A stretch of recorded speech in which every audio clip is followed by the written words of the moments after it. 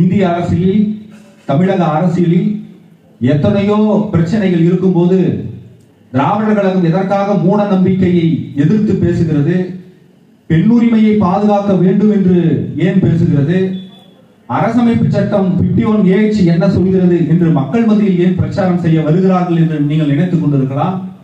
தமிழ்நாட்டினுடைய உரிமைகளை மீட்பதற்காக, தமிழர்களினுடைய சுயமரியாதை மீட்பதற்கான அத்தனை போராட்ட களங்களிலும் முதலாக சுயமரியாதைக்காகவும், சமூக நீதிக்காகவும், இடஒதுக்கீட்டிற்காகவும் இந்தியாவில் ஒரு குரல், கண்டன குரல் எழுகிறது என்றால், போராட்ட வடிவமாக ஒரு குரல் எழுகிறது என்றால் அது பெரியார் தான், ஆசிரியர் ஐயா வீரமணி அவர்கள் தான்.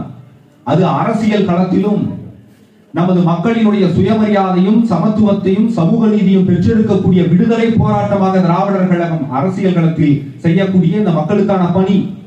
ஆனால் மூட நம்பிக்கை ஒழிப்பு, சாதி ஒழிப்பு, மத மறுப்பு, பகுத்தறிவு வளர்ப்பு, பெண்ணுரிமை பாதுகாப்பு என்கின்ற பணி என்பது அது அரசியல் பணி அல்ல.